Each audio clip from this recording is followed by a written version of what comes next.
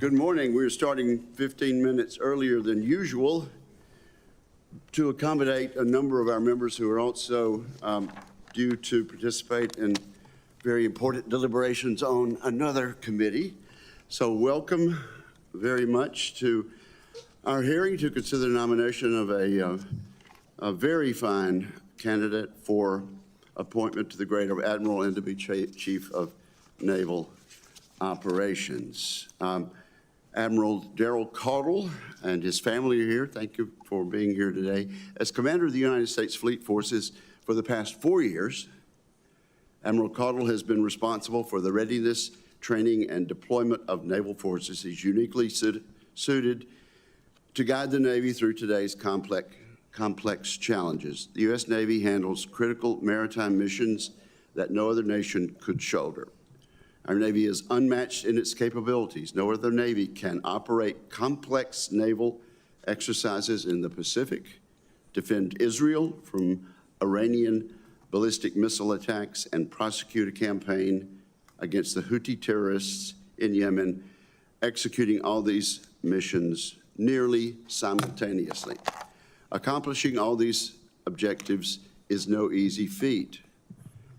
Admiral Caudle has championed a ready fleet, targeting a goal of 80% surge combat readiness to ensure forces are prepared for rapid deployment. He also started the important task of rethinking force generation models to consider how we can more effectively generate combat power. We must start addressing the global demand for United States naval presence by increasing the supply of ready ships, personnel, and equipment. Last week, this committee released the text of the National Defense Authorization Act for fiscal year 2026. In addition to reforms proposed by the Forged Act, our bill seeks to address maintenance challenges faced by the Navy's surface fleet. The Senate's plan adjusts the contracting strategy for ship repair. We would like to see the Navy give a clear demand signal to each shipyard and bring them into the planning process much earlier. Additionally, we proposed authorities that are meant to reverse the inefficiencies in current processes by empowering the fleet to oversee maintenance.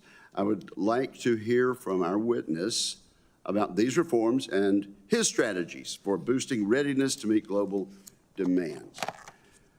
The committee's NDAA would help correct serious deficiencies in the Navy's budget by proposing additional support for the service. Billions of dollars are misaligned between the Navy's budget request and the recently enacted reconciliation law.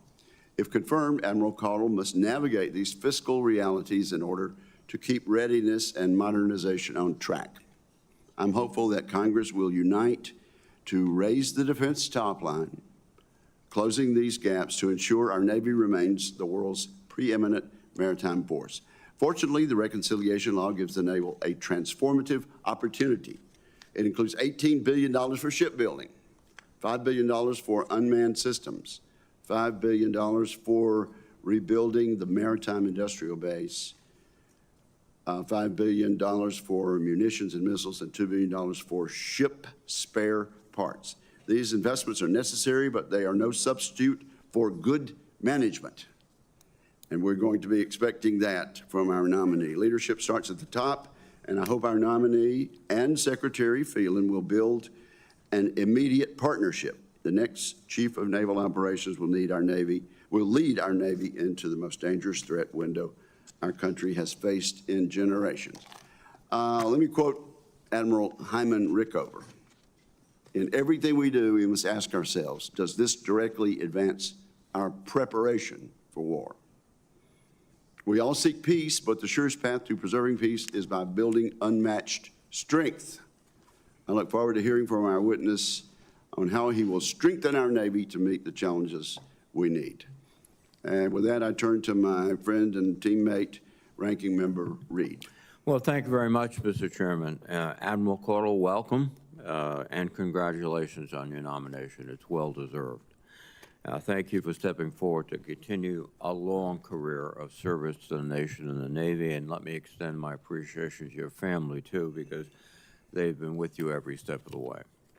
Admiral, you've been nominated to be Chief of Naval Operations, and I believe it's important to start by acknowledging the unusual conditions around your nomination. In February, President Trump abruptly dismissed Admiral Lisa Franchetti, who was not even halfway through her tenure as Chief of Naval Operations, and gave no stated reason for the dismissal. Let me take a moment to salute Admiral Franchetti, who served this nation with distinction and honor for more than 4 days and led the Navy with great skill. The committee then waited 5 months for your nomination and this hearing, and during that time, Admiral James Kilby worked tirelessly to cover the duties of both the acting Chief of Naval Operations and the Vice Chief. And I want to commend Admiral Kilby for his commitment and admirable performance. But the question remains as to whether the actions of the administration have and will continue to have an effect of undermining the ability of naval leaders to do their jobs. I hope, in fact, that will be the case. They will do their jobs. Admiral Caudle, I think we're all glad to consider your nomination today. You have a wealth of experience to bring to this role, including your current position as Commander of Fleet Forces Command and prior leadership assignments in Strategic Command, and importantly, as a submariner. The U.S. Navy remains the finest maritime force in the world, but it has struggled to grow and maintain its fleet. For several years, the service has fallen well short of its shipbuilding and deployment plans. The number of vessels, including an aircraft carrier and multiple destroyers and frigates, are behind schedule, in some cases by several years. And I would also note that the Virginia-class fast attack submarines and Columbia-class ballistic missile submarines, which are critical for maintaining our undersea advantage and nuclear deterrent against competitors like China, are both facing construction delays of over a year. I'm also concerned that deferred ship maintenance, reduced steaming and flying hours, and canceled training may have created readiness problems within the Navy. And I will ask going forward for your views on these challenges. I would note that the United States' greatest comparative advantage over China is our global network of allies and partners. The agreement between Australia and the United Kingdom and the United States to collaborate on nuclear submarine production through the AUKUS partnership is a meaningful step forward.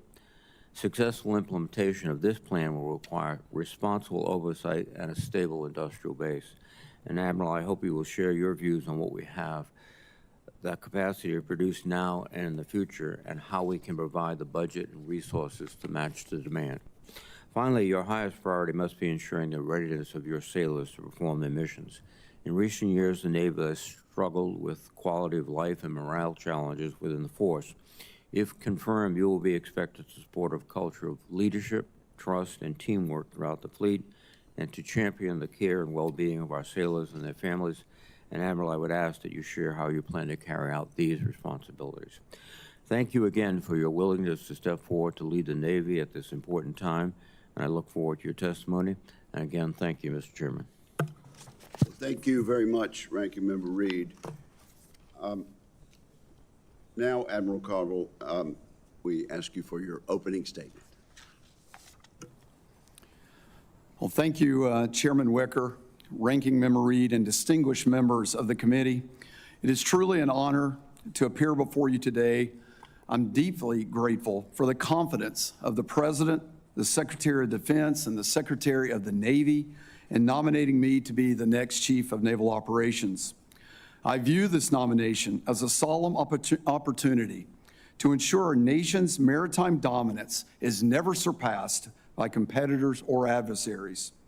I know full well the number of American families who depend on our nation's armed forces to keep them and our American way of life safe from harm. This knowledge comes firsthand from my own family.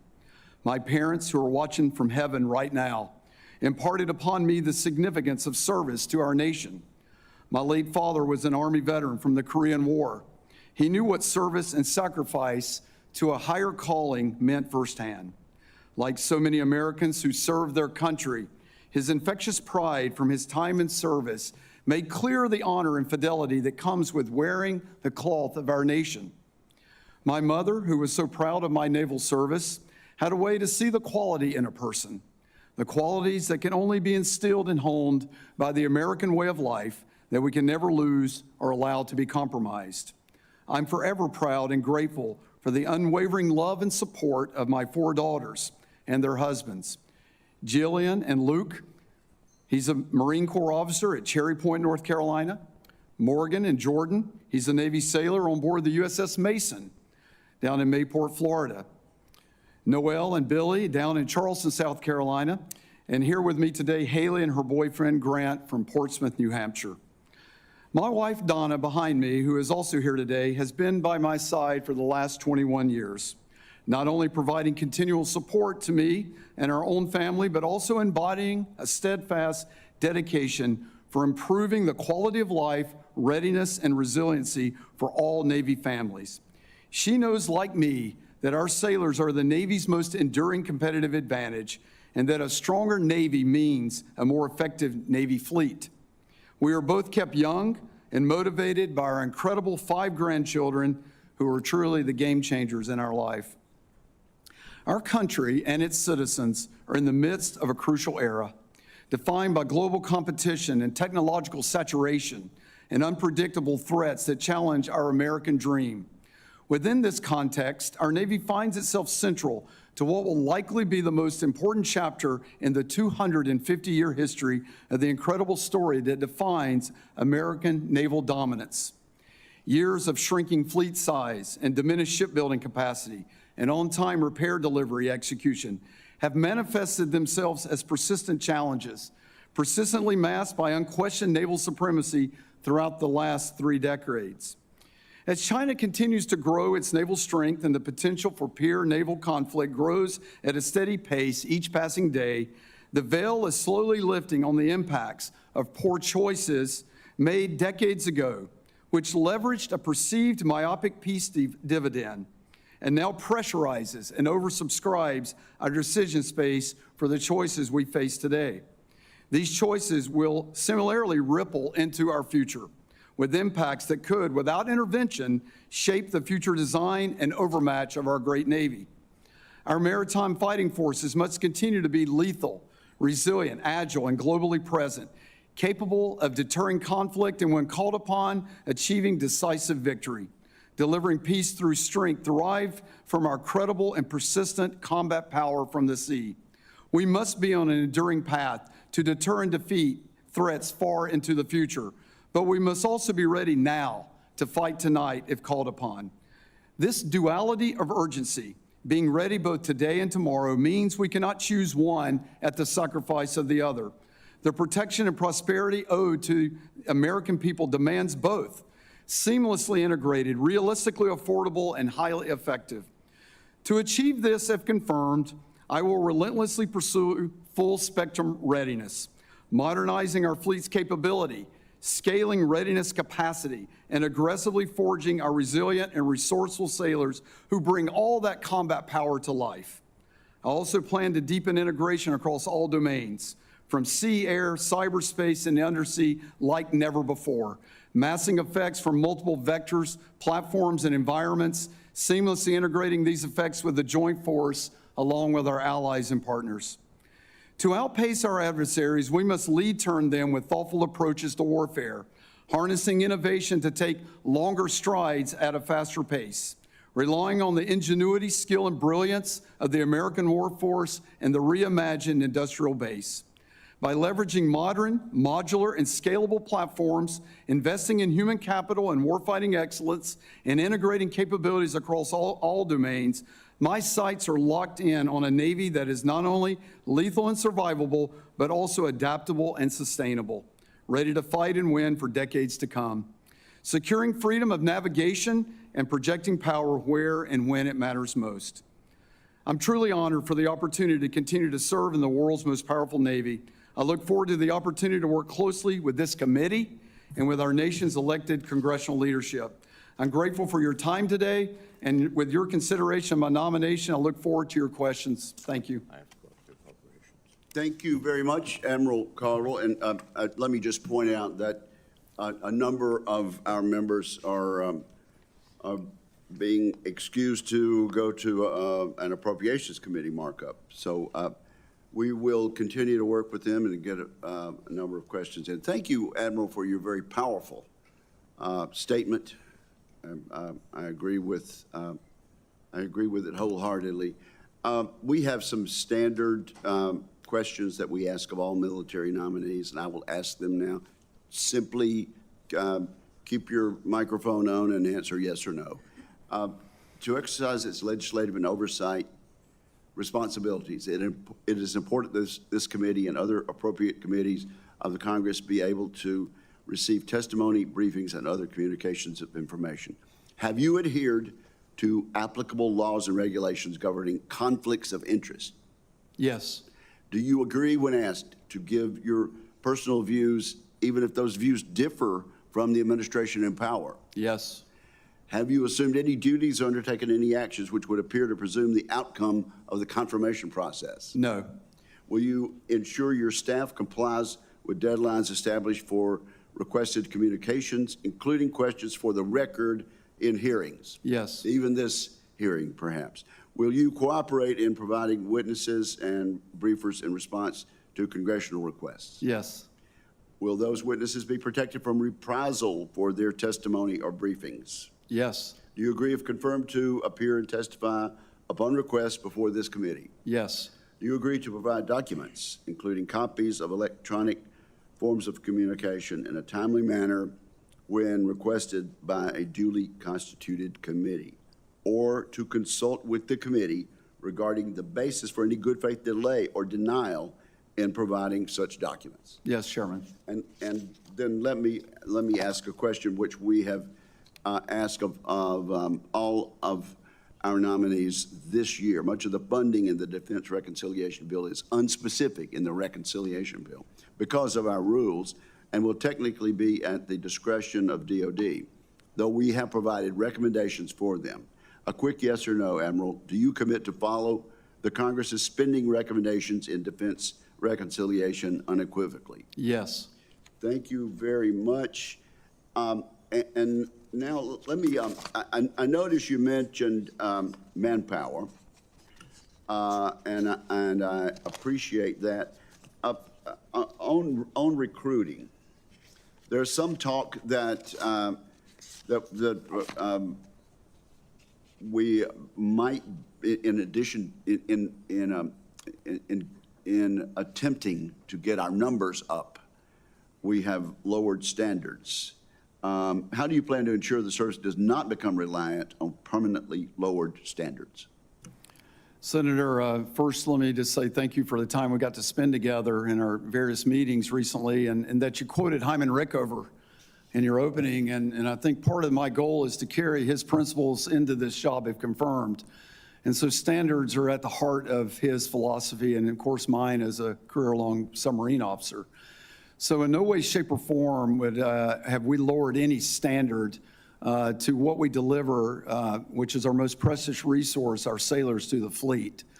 And so to meet recruiting obligations, there have been changes to policy in the last several years that what I would characterize as increasing access to our Navy and utilization of our future sailor preparation course and how we leverage that to ensure that they enter boot camp at the highest levels, coupled with their AFQT scores, I think has in no way lowered the standard. And then at the end of the day, all sailors that graduate from boot camp meet the rigorous standards of that course to the letter.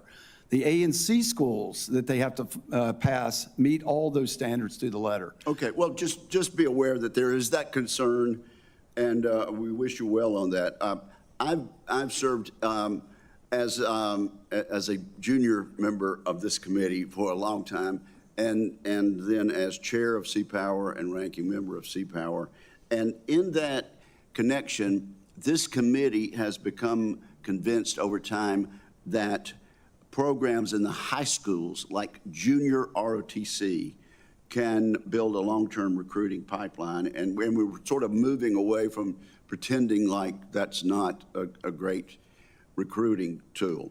And as such, we have directed, not just a request or not just a suggestion, we've directed that we raise the number of junior ROTC opportunities around the nation.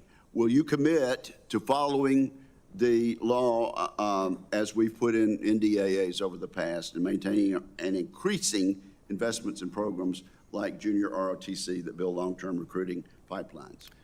Chairman, I'd definitely commit to that, and I'm a fan of that, and learn more about that in the preparation for this. And I would say we maybe haven't gone deep enough, then we ought to also be reaching into the middle schools to make sure we're making people aware of the Navy and service to our nation. And of course, they have the added benefit of building citizens, good citizenship, and an agreement to go extra steps in responsibility. We get better high school graduates, we get higher grades, we get better attendance, and better preparation in the civilian job market. Okay. There's a Navigation Plan 24. You're very familiar with that, are you not? Yes, Senator.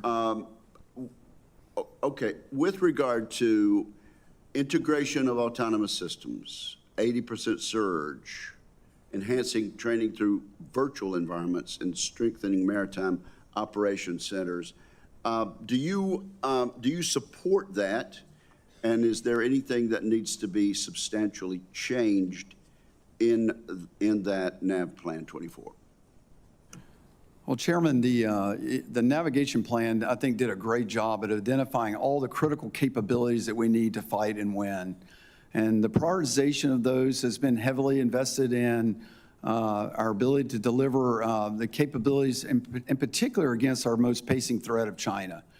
If confirmed as the next CNO, I will probably reemphasize my obligation to sailor quality of life, which I think is extremely important, and really quality of service, which is the combination of quality of life and quality of work.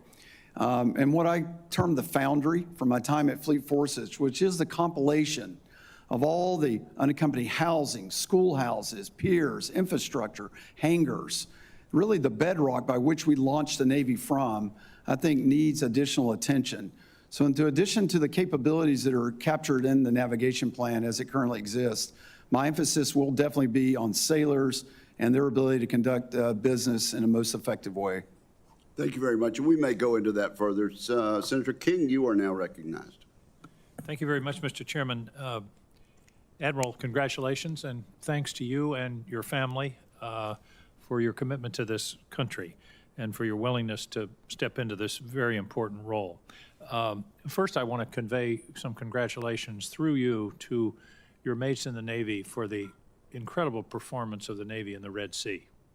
I have to mention at least one of those vessels was a Bath-built destroyer, but the performance, I've had multiple briefings, was really extraordinary and reacted to a difficult situation extremely well. So if you would please convey the congratulations and thanks of this committee and the Congress for that bit of bravery, courage, and military technology and manpower. It was a great effort. Thank you. Senator, I will pass that. I also, on a parenthetical, want to thank you and thank the Navy for sending ships to Maine. And I want to emphasize why that's important. We were talking about recruiting. One of the problems in our country today is that we've closed so many bases that young people don't see people in uniform anymore. So having a ship at the Rockland Lobster Festival or the Eastport 4th of July Parade, or I'm sure other coastal communities in this country, makes a difference in showing the flag, if you will. And I hope you will continue that practice because, again, I think it fits into the recruiting effort, but it also just notifies our citizens of the importance of the Navy and what you're able to project. Well, thank you, Senator. I completely agree with that. Thank you for the time we got to spend together. Thank you for what Maine gives the Navy. From the top at Cutler and our fixed submarine broadcast site, all the way down to the bottom to the disputed location of Portsmouth Naval Shipyard. Aren't you a diplomat? But thank you, sir. Senator Shaheen isn't here. You can say it's in Maine. Well, I really appreciate that. Now, one of your important roles as CNO is as a military advisor to the president. And it's critically important throughout history, and at this time as any other time in history, that you be willing to give your best military advice regardless of the preferences of the president. This is a famously strong-willed president. Are you willing to give the president advice he may not want to hear based upon your best military analysis? Senator, I am absolutely ready to do that. I think it's an obligation. I've sworn an oath to do that, and if confirmed, I will do that with my utmost ability.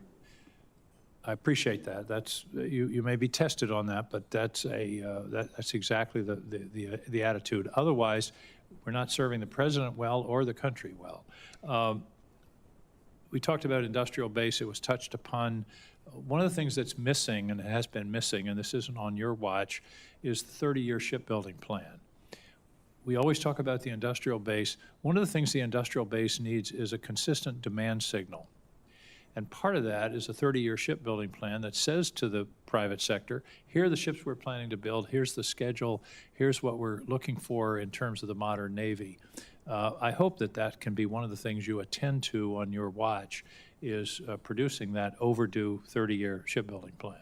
Well, Senator, I often joke in my office a bit that you can't change a 30-year shipbuilding plan every year. That's called a one-year shipbuilding plan. And that's what we've had. Yes, sir. And so changing year 31 is okay, but not year one. But, sir, you have my complete commitment on that. And I'm a big fan of multi-year procurement, incremental funding, multi-ship buy, anything that can stabilize our precious private and public shipyard workforce with clear planning demand signal, I'm an advocate for. Well, that's absolutely a very important observation, and it's, as you say, the consistent demand signal, it allows the shipbuilding community to hire and maintain their workforce.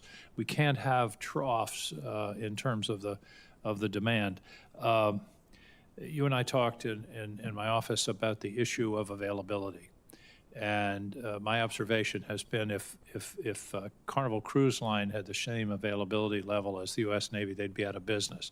Now, I know there's a lot more complicated ships, but we can do better than 50 or 60% availability. I hope you agree. Sir, I agree. When I was at Miami Fleet Week, I had the opportunity when I was there to meet with the Norwegian Cruise Line executives. I know we're also working with Carnival. We need a better approach to how we're doing maintenance, and learning from the best in the world certainly should be on the table. So I'm committed to learning from them.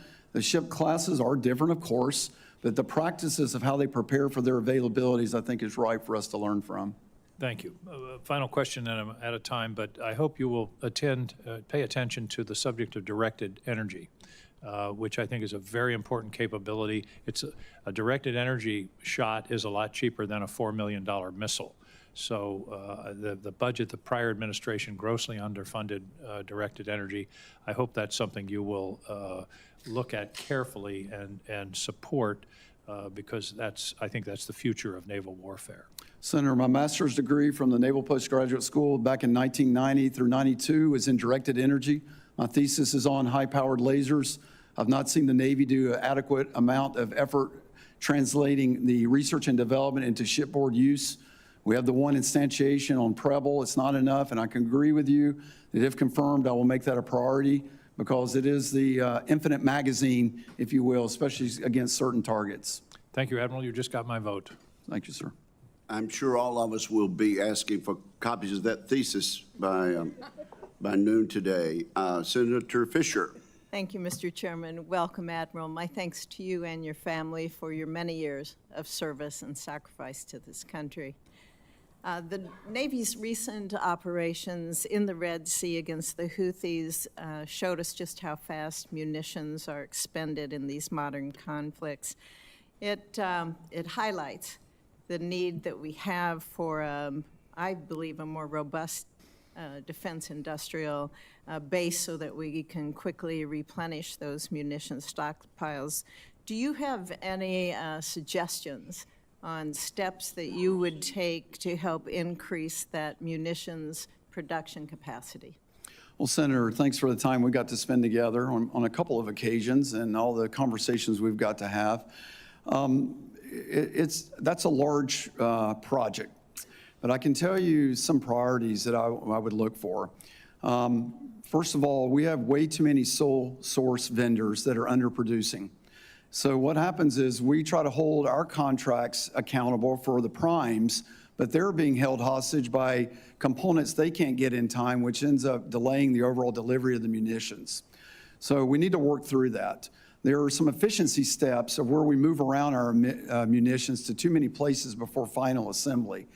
You know, so those are just waste steps. So how we actually gear and tune our industrial base to streamline the production more efficiently has got to be part of that. I often tell to my team that we roll a Ford F-150 off the assembly line every 20 hours, but it takes me greater than a year to build an SM-6. It's just unacceptable. And so the Defense Industrial Base, it has got to come along with the Navy and working with this committee with some innovative ideas of how to streamline the process where we translate the incredible R&D side of what we're able to do in the United States with more emphasis on the production side. And I don't know that the existing Defense Industrial Base is geared as well as it should be for the production side of all of our business. Thank you. I hope you'll be firm in your suggestions on how we can better approach that. The Columbia-class submarine, it's delayed, I understand, by about 17 months. What more do you think we can do to get that back on schedule? Well, that's, you know, we anticipated some delay.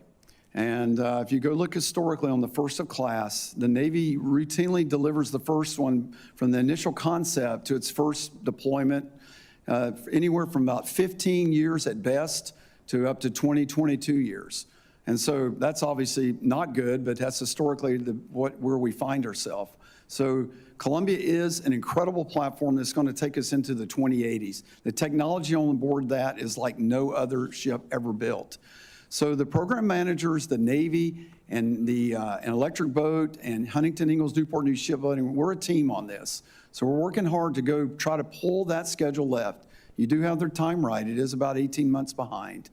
So we're working some things, making sure that we don't fall behind on advanced procurement of materials, and that we're lead turning anything we see that may be a stop to the component assembly of those production parts. There's no good answer to that other than just kind of some great project management and leadership at the work site. Okay. I'm concerned about the current nuclear modernization programs of records.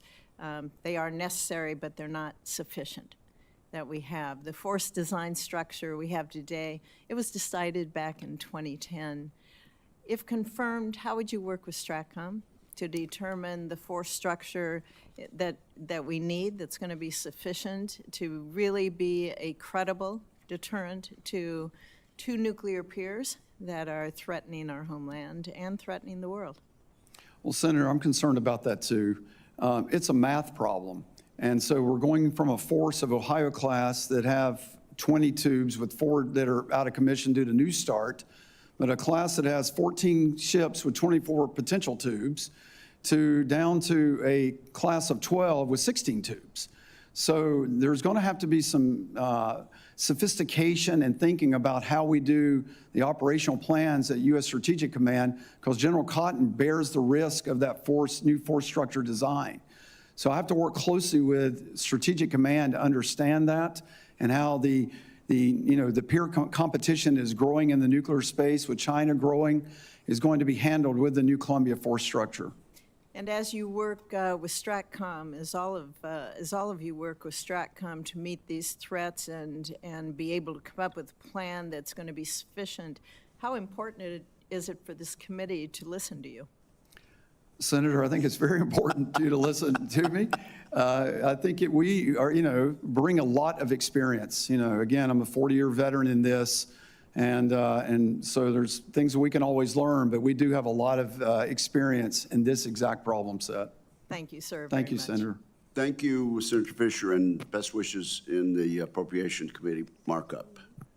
Senator Hirono.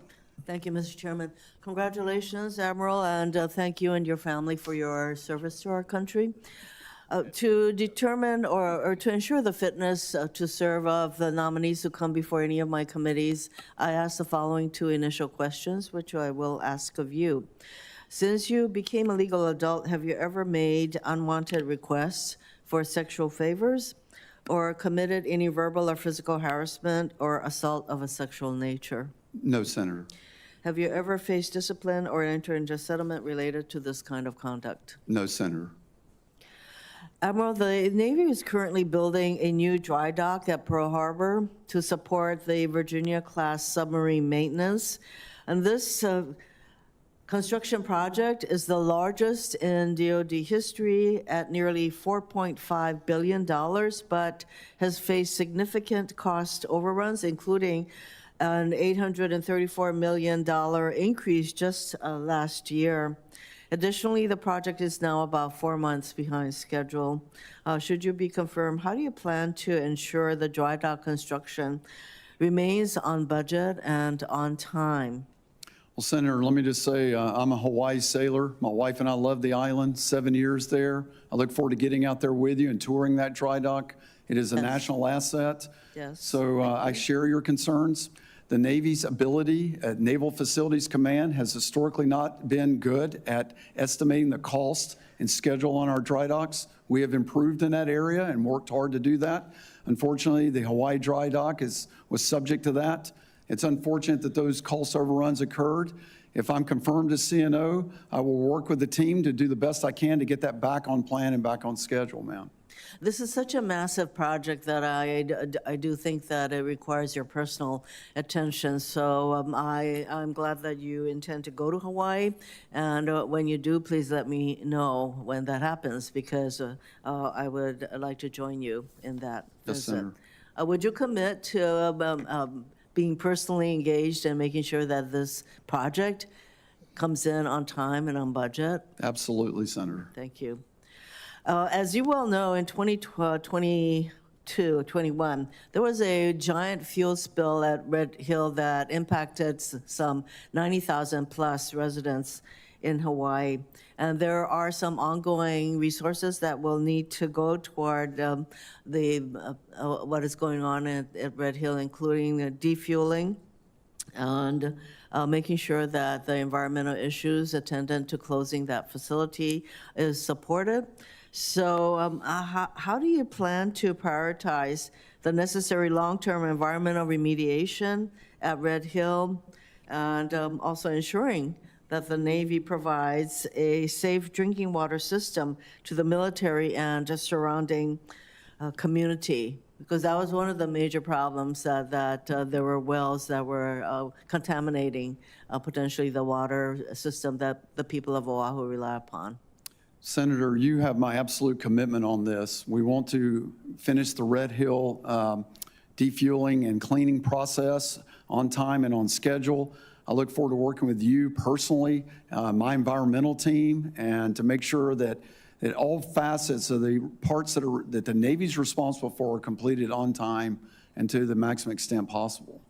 And I think you probably understand that the DoD is engaged in very important lease negotiations in Hawaii to enable mainly our Army and Marine forces to be able to train on the Big Island, and that the entire incident involving Red Hill led to a lot of uncertainty and questions from the people of Hawaii as to the military's engagement in Hawaii. And so it is very important to engage with the community, and I would like to have your commitment that you will prioritize that kind of sensitivity toward making sure that that the military does not continue to raise issues as to whether or not we can count on the military to do what is right. Senator, you have my commitment to that. I have some other questions for the record, but let me get to one that I hope will be a very easy yes. As you know, the United States has not ratified our commitment or our participation in UNCLOS, and especially as what is going on with Russia, et cetera. There have been your predecessors who have said that supporting U.S. accession to UNCLOS would be a good thing. Do you agree? Senator, I agree from the Navy perspective that the provisions in UNCLOS from a maritime piece, my equities are captured by that. It is my understanding, and I'm not steeped in this, that the lack of ratification of that deals more with, at-sea mining and some of the definitions and possible constraints that UNCLOS could have on our ability to do what we need as a nation. It's outside my lane. I would say that it's about time that we ratified our participation in UNCLOS, especially with what is going on with, as I mentioned, Russia and China's activities. Thank you very much, Mr. Chairman. Thank you, Senator Hirono. Senator Scott. Sure. Thank you, Chairman. Admiral, you got the right background. You're going to do an outstanding job. And I want to thank you for your years of service, and I want to thank your family for their sacrifice and their commitment to you. I think you're going to be doing an outstanding job. You are doing a fixer-upper. You got a lot of work to do. As a enlisted guy that joined after high school, I hope you remember all those young men and women that come right out of high school and have real core beliefs in our military and the opportunity they have, and hope you'll treat them with respect and help them give the opportunities that I had when I was in the Navy. Yes, sir. So I've been up here 6.5 years. The federal government, in my opinion, has had unbelievable lack of accountability. I'll just give you one at the Navy. The new destroyer, the DDG-125, was commissioned in October 2023, and yet it can't be deployed until at least 2028 because it has a radar that needs to be tested. It didn't seem to make much sense. So do you have any idea why the Navy would build a ship and not test the radar on the ship before commissioning it? Senator, I share your frustration with that trend. I've seen it far too often.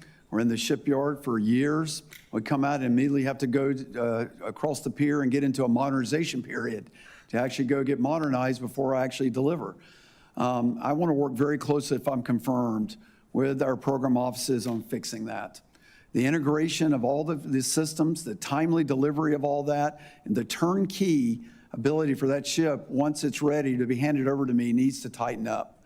And if I'm confirmed, I'll work hard to try to assuage the problem that you've just described with the AUKUS. So do you think that that you will have the authority to hold people accountable, both the people in the military, the civilian workforce, and our suppliers? Because it seems like it's all three. We haven't held our military leaders accountable, the people that work, the civilians, or these suppliers. Give me a break. I'm a business guy. If this still happened to me, somebody would not be there. I'd say, you're really nice, but you're not going to work here. Senators, you and I discussed in our office call, the holding of military program managers accountable, I've struggled with in my career. We have a very clear mechanism for operational commanders. It's not so clear with program managers. These are complex programs, multi-billion-dollar programs. I know the Secretary of the Navy and I have discussed better ways to actually ensure outcomes are happening in our programs and accountability and measuring the performance of people better that do that type of work. On the industry side, it goes to my opening a bit about sole source. When I find myself in monopolistic type of environments, the contracting strategy that I can get to utilize to do any type of accountability and incentives is challenging, but it's not insurmountable, and I do think we need to improve there, sir. Yeah. Well, in business, my goal was don't deal with monopolists. I remember somebody told me I had to do business with them. I said, well, if I do, I will, but I figured out how not to do business with them. And so I saw them about 6 months later, and he told his wife he's why we didn't make our numbers last quarter, because we moved so much business. So if at the end of your time in this role, what will be you'll say I succeeded or failed? What's your true north? Well, I think you would see a Navy that's got a ship count that's climbing commensurate with a 4-year assignment, where we're on pace with the delivery, meeting the contractual delivery dates and not over by 1 or 2 years as we currently experience. You'd see the gaps at sea on our ships have gone to zero. You see the munition floor requirements that we have completely met. So you can't win a war without munitions. You'd see the backlog of supply parts that we use typically as a bill payer frequently at the end of year, re-zeroed out so the lockers on board our ships are filled with the repair parts they need, and that the world-class training that our sailors deserve is just firing on all cylinders. So if I can accomplish those things at the end of this assignment, if I'm confirmed, I'd be pretty happy. You're going to do a great job. Congratulations. Thank you, sir. We would be exceedingly happy. Senator Kane. Thank you, Mr. Chair. Admiral Caudle, good to see you again. And Senator Scott talked about at the beginning about just please respect the sailors. And I just want to share with my colleagues, Admiral Caudle and I have worked pretty closely together on a very thorny problem, which is we had 2 clusters of suicides among sailors in Hampton Roads. A number of sailors connected with this long refueling of the GW where they were, in dock in a kind of a pointless waiting for Godot situation.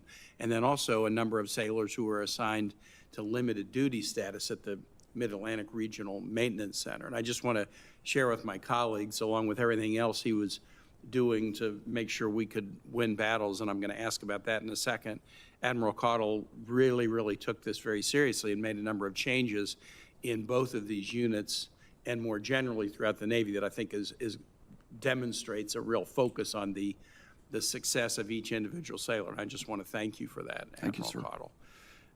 With respect to winning battles, I don't think you've gotten enough credit. I don't think the Navy has gotten enough credit for the work in the Red Sea, and I know my colleague, Senator King, just brought that up. We've been getting a lot of briefings about the work in the Red Sea against the Houthis, keeping shipping lanes open for global commerce, et cetera. A lot of those briefings have been in classified settings, and I'm not sure the public has fully understood the degree of danger that the Navy has been under, the daily assaults and attacks that the Navy has been under, and that essentially, you've kind of been 1,000% during this. Talk a little bit about the success of the Navy in these operations and lessons learned going forward. Well, Senator, thanks for all the time you afford me and our partnership in Hampton Roads area. It's crucial, as you know, that industrial base there and what it brings to Virginia.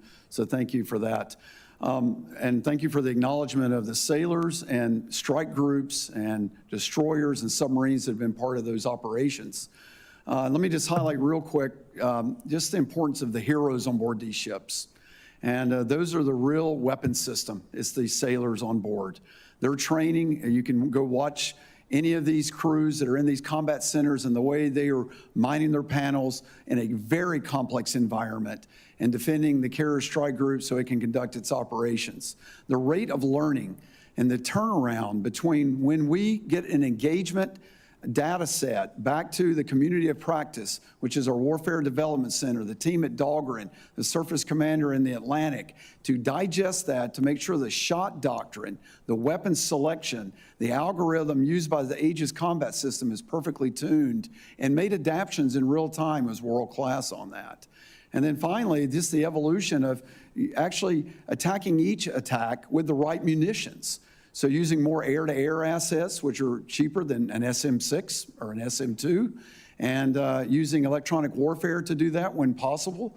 And so that learning curve has been great there. And then the spectrum of care we've given those warriors who have operated in that engagement zone starts in the Red Sea. On the transit back, we give them a hero's welcome when they return to the pier, and we continue to follow up with them afterwards to make sure they get the care they need.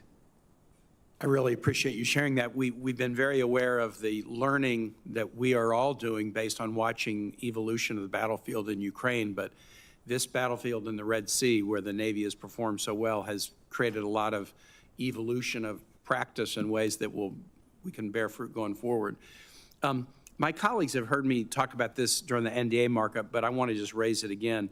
By including defense spending in the reconciliation bill, we had some strange issues arise as we assessed the Pentagon's budget request.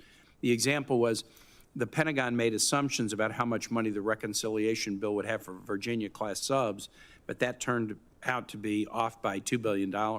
We fixed a significant portion of that deficit. The chairman was key to that. There still remains a gap. So I'm concerned that there could be a cascading effect over the next several years. But one thing that could help give us some clarity on the issue going forward would be timely delivery of a 30-year shipbuilding plan. Should you be confirmed, do you commit to timely delivery of the 30-year shipbuilding plan with the president's budget request so that we can make sure we're aligning our needs with our resource allocation? Senator, I commit to that. I will work diligently with the Secretary of the Navy to deliver that on time. Last question I'll ask is this. I am a big supporter of AUKUS. What's your assessment of AUKUS's progress and what might Congress do to help keep it on track? Well, Senator, for everyone, there is no question that Australia fields incredible submariners. They have served on board U.S. submarines and with me personally for decades. I'm personal friends with the Chief of Staff of the Navy there, Mark Hammond, and he and I are good friends for a long time. So the question of Australia's ability to conduct undersea warfare is not in question by me, I think, or anyone. But as you know, the delivery pace is not where it needs to be to make good on the Pillar 1 of the AUKUS agreement, which is currently under review by our Defense Department. So I think rightly so, we do have to understand whether or not the industrial base can produce the submarines required so that we can make good on the actual pact that we've made with the UK and Australia, which is around 2.2 to 2.3 Virginia-class submarines per year. That's going to require a transformational improvement, not a 10% improvement, not a 20%, a 100% improvement. We need to do that, though, don't we, Admiral? To improve? But we need that transformational improvement, do we not? Absolutely, Chairman. Absolutely. We need a transformational improvement and the ability to deliver twice the capacity that we're currently delivering. So if I can follow in on what the Senator has asked, we need to quickly and resolutely get to where we need to be to fulfill our Pillar 1 obligations and move on to Pillar 2. Is that your assessment? Well, yes, Chairman. My assessment would be Pillar 2 we need to have that on on steroids already. It's the technology transfers and the things we're doing with artificial intelligence and cyber and undersea unmanned vehicles, all those types of things that we can collaborate with our great partners in the United Kingdom and Australia needs to be working in parallel. But in parallel, we need to transformationally improve the output of the 2 yards that are producing our Virginia-class submarines. There needs to be some creativity, some ingenuity, some outsourcing improvements, stop the attrition levels that are currently there today at those 2 yards. And so we need an all-hands-on-deck approach to this to get to the 2.3 submarines per year. Do you commit to doing that? I do. I want to work closely with both of those companies and our program offices and the Secretary of the Navy and your committee and the entire congressional team to actually improve production. Well, I'm glad Senator Kane raised this. And it was obvious that it needed to be raised, but I'm glad we were able to nail that down in this hearing. So thank you, Senator Kane. Senator Budd. Thank you, Mr. Chairman. Admiral, it's great to see you. I enjoyed our conversation a week or so ago. It's great to see a North Carolinian here, even so much. We got a great 100 counties, but I think we even share roots in Forsyth County. So it's great to see you, and congrats on your nomination. Glad to see your family and supporters here as well. You've said, Admiral, that many other Navy leaders have talked about rebuilding and boosting production of our Navy fleet. It's a decade-plus endeavor. And my concern is that our adversaries, they're not going to wait for that decade. They're going to try to outpace us. And I'm also concerned that the next conflict's not going to look like what we're building towards. It might include it, but it's also more than that. So, Admiral, what steps will you take to invest in unmanned systems, whether that's aerial, surface, underwater, and how do you see them used for projecting power? Well, Senator, thanks, and it's great to have a North Carolinian here with me, and I appreciate the time we got to spend in our office call. There is no question that unmanned robotic autonomous systems will be part of any modern warfare going forward. The learning that we've had from the Russia-Ukraine, we see it in spades, we see it from the Israel conflicts. we're all learning from this. Everyone is, including our adversaries, so we have to pace that. So there has to be robust investments in robotic autonomous unmanned systems. There has to be good, clean command and control. There has to be good concepts of operations. There has to be good ideas on how we're going to deliver those capabilities so they're not just PowerPoint deep. There's got to be good sustainment. And if we're going to make things actually call them attritable, they really need to be attritable. It's not in our nature in the Navy to really treat things attritable. And so we can spend money that maybe is not necessary to in that area where we need to just be able to get a paradigm shift on how we treat those. But I completely agree with you, and if confirmed, you have my commitment that this idea of a hybrid fleet will be part of my vision for the future of the Navy. Thank you, Admiral. You know, that was a question about how we play offense, but let's talk about how we play defense as well. So what would you do to protect our naval installations and assets from unmanned threats? And how would you work across the federal agencies to make sure that we don't have a modern-day Pearl Harbor with drone swarm or any other types of modern attacks? Well, Senator, as my current position at Fleet Forces, I'm also the Naval Component Commander to NORTHCOM. So it's my responsibility for force protection of all CONUS bases. And so this idea of having good counter unmanned aerial systems at our installations is extremely important to me. It's something I've worked very closely with General Guillot, the NORTHCOM commander, on. You know, it really got highlighted with the UAVs that were seen around Langley and around Earl, New Jersey, kind of put this on the map. But it's something we've been watching for several years, understanding we're not well equipped at all of our bases to handle that threat. So this ties to, you know, Section 130I authorities for covered bases and assets to make sure all bases have those authorities. These are best of breed practices as joint solutions. Some of my sister services have better solutions than the Navy. I need to learn from that and field some of those capabilities.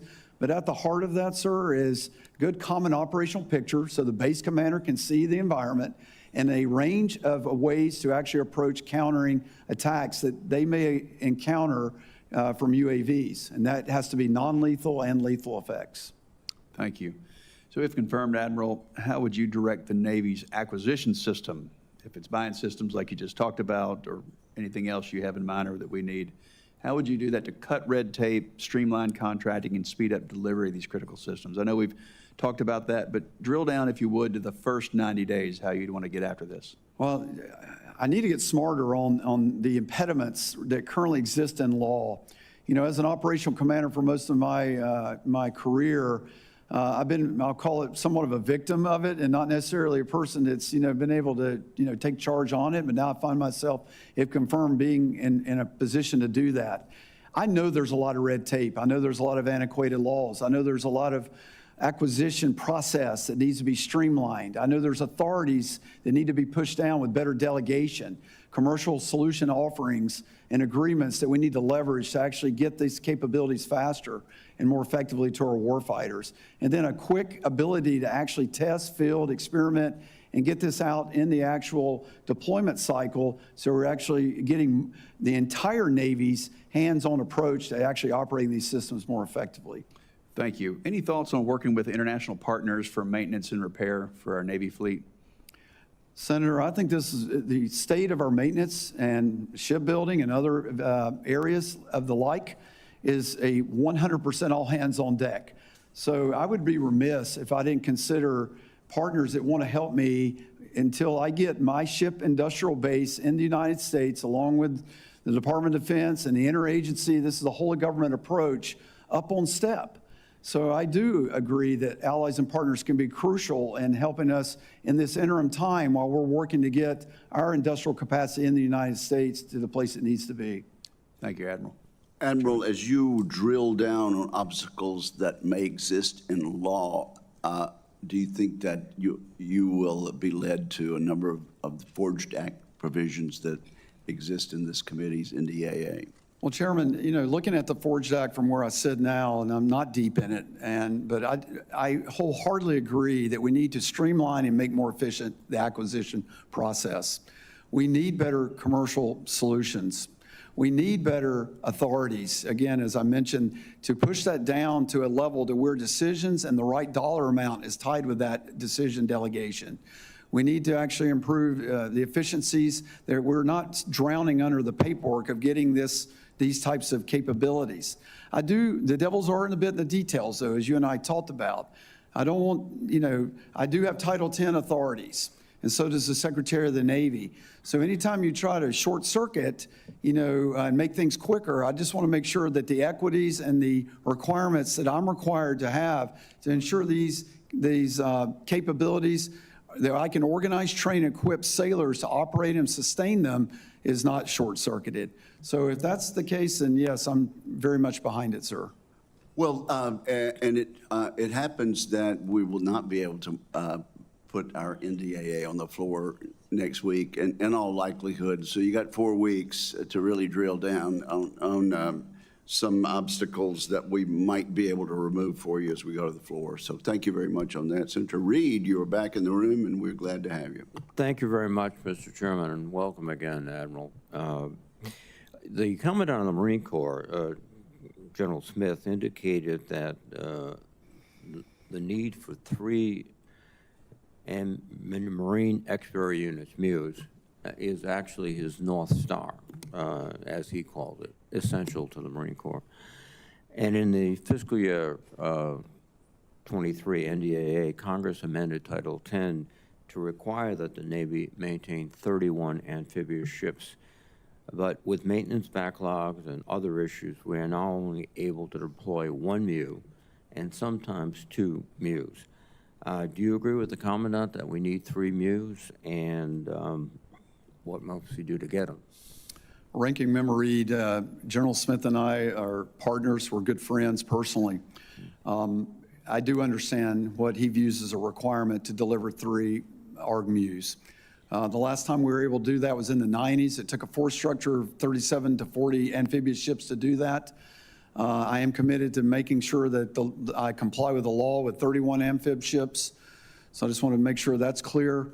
So 31 is with our model that we currently have, even if the maintenance challenges that I can discuss with our amphib readiness were not in play, a 3.0 ARG-MU presence would not be capable with a 31 ship force structure, with a 4 to 5 to make 100% of the time. So I do look at that as a goal. And I'm committed to working with him to deliver the most combat power that force can deliver while I'm getting the readiness of those units improved, which it desperately needs, which means adopting a lot of the best practices that we do with other ships that, quite frankly, we've not applied to the amphibious force until late.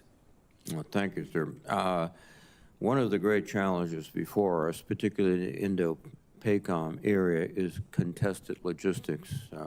We've been operating, frankly, since World War II with air superiority and the ability to move supplies anywhere we want. We won't have that if there's a conflict in the Pacific. And as Napoleon reminded us, an army moves on its stomach, and I think the Navy moves a little bit on its stomach also. What capabilities will you need, and what can you do to ensure that we can get the ammo and the support we need to our troops?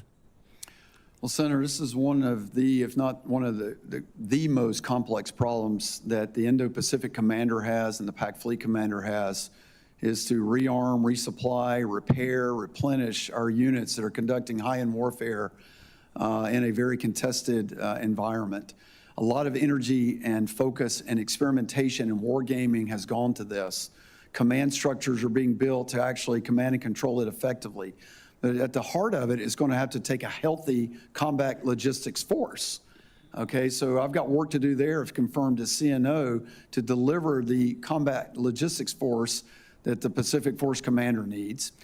Everyone is subject to targeting in a theater, and so all the efforts that we're doing for counter-targeting to make our units resilient so that they are not under a target, being examined as a target, it's got to be part of that.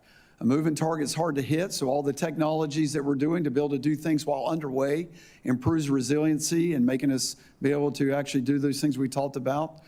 The allies and partnerships that we're going to need for access basing and overflight are going to be crucial to this as well. So there's got to be a full spectrum approach to ensuring we're able to do this, sir, and I'm committed to that if confirmed. Well, thank you very much, Admiral. I think one of the areas, too, is that we do not have a very robust merchant marine fleet, and we're either going to have to borrow it or somehow find it. And that is another one of, I think, the issues you must confront. Just quickly, a comment. Cyber, we're having a difficult time in every service to both train effective cyber operators and, more importantly, retain them.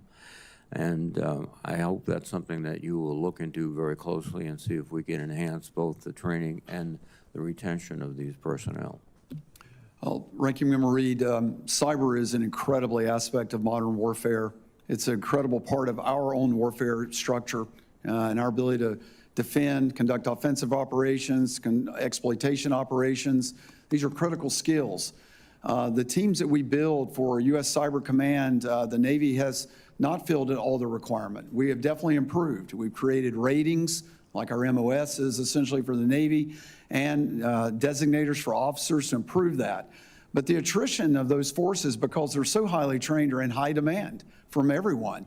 And so there's a model there that I need to understand better to make sure that I can actually pull this off, working with the Joint Force to make sure that we can deliver what we need as a service in this critical domain. And I'm committed, if confirmed, to doing that, sir. Thank you very much, sir. Thank you, Mr. Chairman. Thank you, Senator Reed. Senator Rounds. Thank you, Mr. Chairman.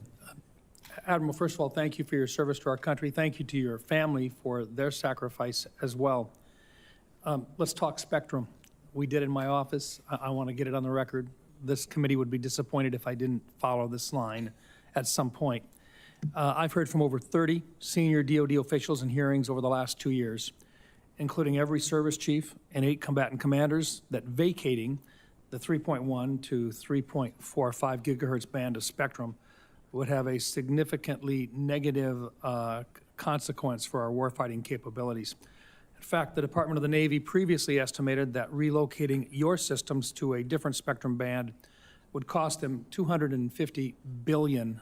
Both the Navy and the Marine Corps intend to make extensive use of capabilities which require the electromagnetic spectrum to function in the Western Pacific against China. Admiral, does the Navy have capabilities operating on the 3.1 to 3.45 gigahertz band and the 7 and 8 gigahertz bands of spectrum, which would be used in a conflict with China? Senator Rounds, thank you for this and for championing this for our time in the office. I appreciate you hammering it because it is so vital. All of my critical weapon systems, electronic warfare systems, communication systems, everything that I do pretty much to conduct high-end warfare operates in these bands. Asking me to maneuver outside of that, I'm not sure how we came up with the number 260. I would have probably given you infinity. And so it's just really, this is a 100-year project to go to retune the Navy's combat system to move outside that band. So I would implore anyone that's thinking about doing that to not do that and allow the Navy to actually operate in the bands you described, Senator. Thank you, sir. And I think the other question that I would ask is some people think that there's an easy way to simply just share the bands with commercial operations. Would you care to comment on that, sir? Well, Senator, what I found, and this is from my experience in my current role as U.S. Fleet Forces, is there are strict rules that the FAA and the FCC and others actually have in the sharing. And just with our certification events, Comp2X we call it, composite training exercise to certify our strike groups for deployment, requires careful navigation in these frequency bands just to get the authority to do our training. So if I get constrained further to do that, I just think it'd have detrimental effects to our Navy, our ability to deliver combat-ready forces. Thank you, sir. Sir, we discussed in my office the likelihood of being engaged with multiple adversaries in multiple theaters at some point in the future. Most observers assess that our adversaries will seek to press their advantage in the event we are committed in another area, particularly given the increasingly close coordination between China, Russia, Iran, and North Korea. How can the Navy be better postured to maintain deterrence in multiple theaters? Well, Senator, let me just say first, we've only had regional conflicts since World War II because we have a nuclear deterrent. So there can be no chinks in that. So we want to make sure that if there is a conflict, that it doesn't go global. So we must continue to fund all legs of the strategic triad. That just goes without saying.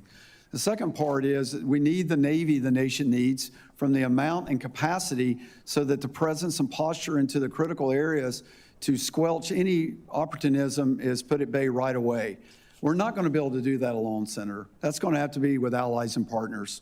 Partnerships and making sure NATO carries their weight, making sure partners in the Western Pacific carry their weight and are with us on this to give us the actual capacity we need if we're going to actually confront two peers. And so I think the partnerships are crucial to that as well. Thank you, sir. Admiral, the Navy's shipbuilding plans and the SIOP call for long-term investments to modernize fleet and sustain undersea deterrence. We've talked a lot about that already today. Let me ask you just a question. It's about time we start talking about how we fix the existing stuff we've got out there. Since 2017, I've asked about the USS Boise as an example. Los Angeles class attack submarine. It's now been out of service, not even able to dive, I believe, since 2017 or 2018. Over 9, almost 10 years now, at least in that neighborhood, being out of service, setting in dock, waiting for its half-life to be completed. Is it time we just simply pull the plug on that one and start looking at other stuff? Well, Senator, you know, it's like a dagger in my heart as a submarine officer when you bring up Boise to me because it's an unacceptable story. But it's a story of where we walked away from a private capacity, our private yard's capacity to do in-service repair decades ago. And as a relief valve to an oversubscribed public yard, we decided to induct 3 ships into Huntington Ingalls and a couple in the last several years into electric boat. Because of the lack of investment in those areas, because we did walk away from that, I think both of those yards had some learning to do before they were able to get up on the step. And that learning has not been quick and it's not been effective. And without a clear demand signal of what unit's coming after Boise, I worry that effort won't be applied to Boise to get her completed. So working with the Secretary of the Navy, I want to take that on if I'm confirmed and look at that hard. The decision whether or not to actually walk away from Boise is a big one, and I want to make sure I clearly understand the trajectory and trends, but I hear you loud and clear, Senator, on how unacceptable it is, how long she's been in the yards. Thank you. Thank you, Mr. Chairman. Well, thank you, Senator Rounds, and Admiral, let's continue to have a dialogue about that so we can move to a decision. Senator Warren, I understand you are next, and you are willing to trade spaces with Senator Peters. Is that correct? Senator Peters, you are recognized. Well, thank you, Mr. Chairman, and thank you, Senator Warren, for that as well. Thank you. Admiral Caudle, Admiral Caudle, thank you for your service to our nation, and certainly congratulations on your nomination. As we discussed during our meeting last week in my office, Constellation-class frigates will have versatile mission capabilities to conduct a variety of operations, including air, surface, and anti-submarine warfare. These frigates will be a key part of the U.S. Navy's surface fleet and support your critical missions in the Indo-Pacific as well as beyond.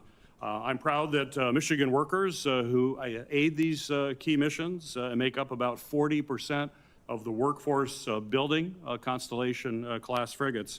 So my question for you, sir, is what current capabilities gap will be filled by the Constellation-class frigates? And secondly, what additional missions are going to be enabled by these frigates in the Indo-Pacific in a potential future conflict? Well, Senator, thanks for the time we got to spend together, and thank you for the workers from Michigan. We need them. And I appreciate their efforts on these in critical roles for the Navy. The frigate plays an important role. It fills a gap that allows me not to have to have destroyers conduct these operations where the frigate is more suited to conduct. They historically have been world-class at undersea warfare. They're submarine hunters.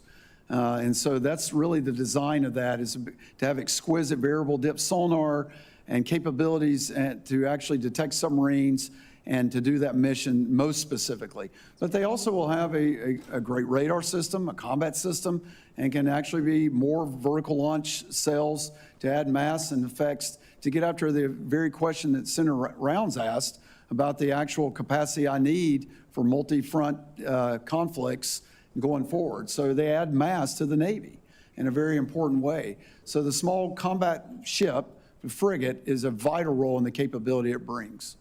Well, wonderful.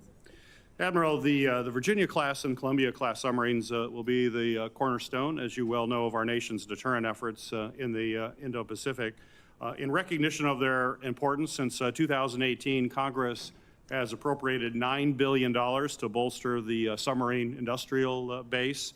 As we'd also discussed in our office, and I appreciate that conversation, the Navy continues to invest these funds. They also need to look beyond kind of the traditional areas that are close to shipyards in order to accelerate the manufacturing process and bring in a wide range of talent that exists all around the country. You know, for example, Michigan stands ready to support the Navy's efforts. We have very unique commercial automotive, aerospace, as well as exquisite advanced manufacturing expertise. So my question for you is, if confirmed, how are you going to harness the nationwide talent in places like Michigan and other places around the country that have this specialized talent that haven't been tapped in the past and yet can do incredible work as we build these new submarines? Well, Senator, your question is just, it's so on point. My experience with shipyards is the recruiting radius and who we bring into these yards is generally close to the yard itself. And unlike other sectors like my daughters are in, who recruit nationally for like a company would do, we tend to have a very localized approach. And so I think we need to open up the spigot a bit to a campaign plan that buildsubmarines.com, I think a lot of you have probably seen that, is where that's heading, is to get more folks educated and understanding that they can be part of serving their country at our major yards. So that's got to continue, and I think there's more that can be done there. There's more outsourcing opportunity that we need to do even for our Virginia class. The modular approach of how those ships are built with the floating decks and how they can be just better outsourced to different vendors like we're doing in also Shipbuilding is one example of that. I think there can be more room for some of those ventures as well. So we have got to fundamentally, as we've talked about, improve and increase the capacity. It cannot be business as usual. So this has got to be a country level effect. And so, you know, I guess I would end the thing is, and I heard this quote recently, and it's probably as good a time to say it as ever, about additional shipyards. And the quote goes, the best time to plant a tree is 20 years ago. The second best time to plant it is today. So whatever solution we have on going forward, if a new yard is what we need, if I start today, then in 10 years, it'll be firing up on all cylinders. So I think that has to be on the table. And because I am worried that we just don't have the capacity with just efficiency increases alone to deliver the 2.3 that's needed by our nation. Thank you, Admiral. Appreciate it. Thank you, Mr. Chairman. Let's do it. Senator Cotton.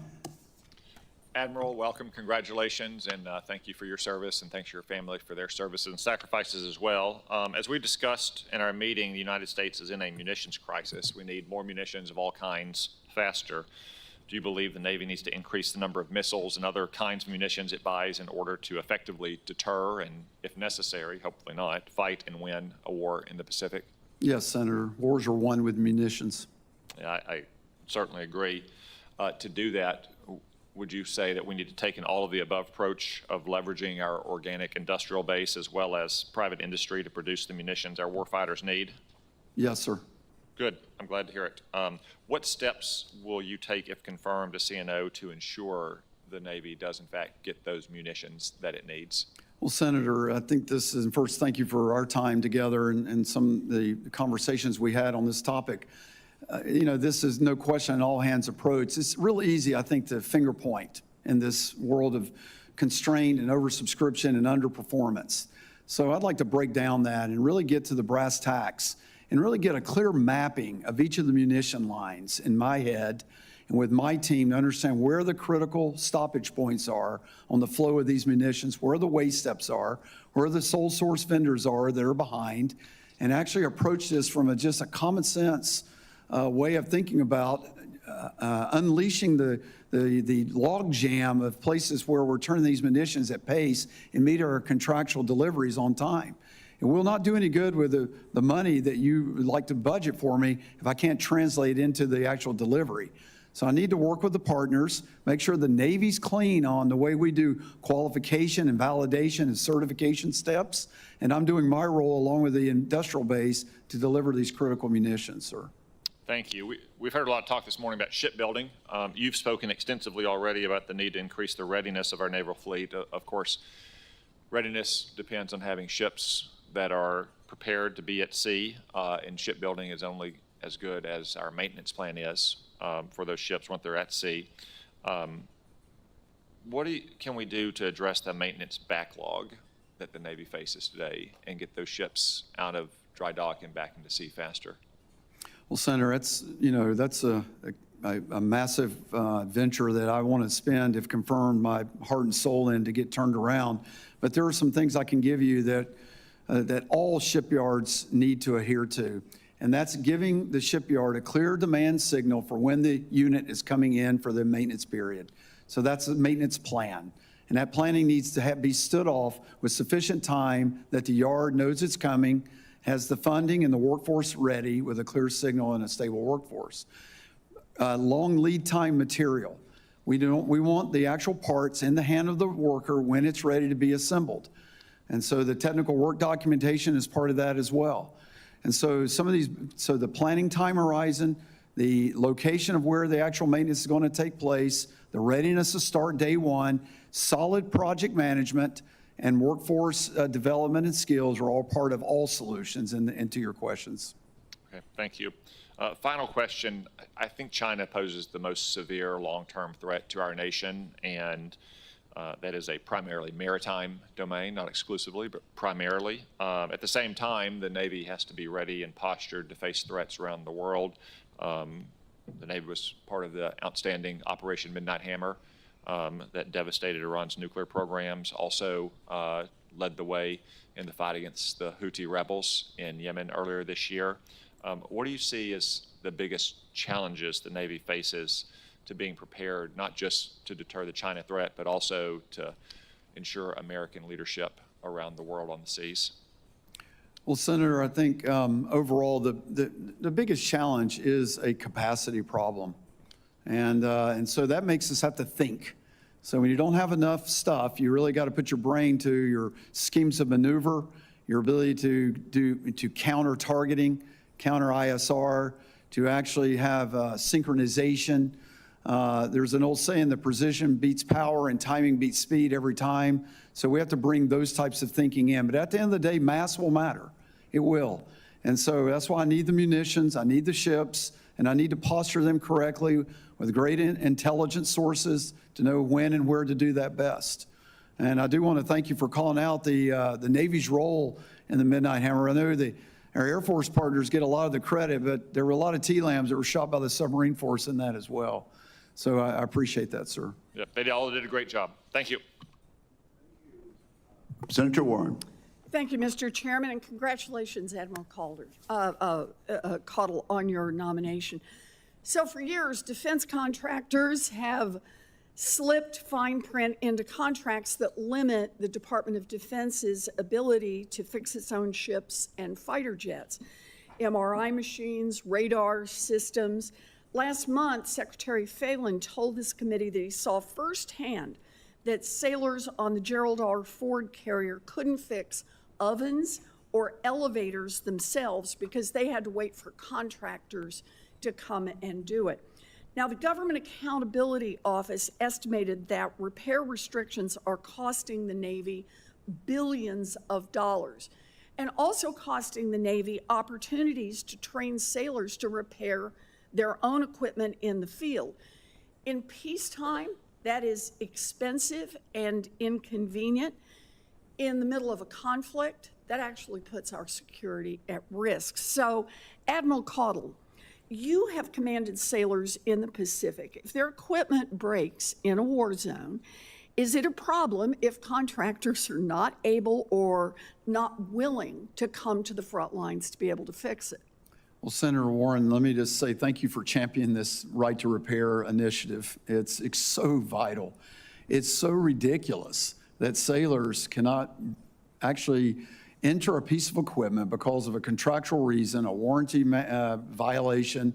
It goes right to the heart of what we call self-sufficiency. So I don't like it in peacetime, and I certainly do not want it in wartime. It's not sustainable. It's dangerous. Yeah. So I'm 100% committed to understanding it more fully, I guess the language of the right to repair piece, but the idea of what you're describing, I am fully committed to, Senator. That's right. And I really do want to hit the point as well that if sailors aren't getting a chance to repair this equipment in peacetime, you can't just say, okay, if war comes, you go ahead and repair it now, because they don't get the opportunities to learn it and kind of know how all the pieces work. Is that a fair statement? Senator, it's 100% fair. It ties to how we build our schoolhouses. So the curriculum will change when I have the right to repair equipment that I'm not currently repairing. Yeah. So it has these kind of second and third order effects as well. Well, I really appreciate your enthusiasm for making a change in this area. The Army has said that it will require contractors to provide the technical data and diagnostic tools necessary for the Army to be able to maintain weapon systems itself. Makes us more resilient, enhances competition, grows the industrial base, helps with the training of our people. I worked with Senator Sheehy and the members of this committee to secure a provision in the NDAA that you just referred to that will provide a right to repair for all of the services, and the House bill now includes similar language. Why are we still talking about this? Well, because the lobbyists for the defense industry are now pushing back. They like being able to get restrictions on your ability to repair, because it means that they can not only charge you the initial price to sell you the piece of equipment, but they also can charge pretty much whatever they want, if they have a monopoly on this, to charge you for all of the repairs and maintenance down the line. So, Admiral Caudle, as a commander, what difference will it make to the warfighter for the Navy to have broad authority to secure the rights necessary to keep our fighter jets flying and our ships sailing wherever we need to keep Americans safe? Well, Senator, it's vital. There should be nothing on board a ship that a sailor cannot repair. It's just said that simply. And that's how we make sure that we're ready to fight. Things break all the time on our ships, and to keep them going, sustained. And that's why this is just not just a wartime. We need these equipments. I mean, it's dangerous where we operate now, even in peace. They're not there just sailing around. We're actually acting as a deterrent. We're a vital part of that, at the ready. And so when a piece of equipment's down and our readiness is not 100%, and it's because I can't repair it, then that's unacceptable in my mind. Yeah, well, I very much appreciate that. Thank you, and appreciate your statements here and look forward to working with you on this.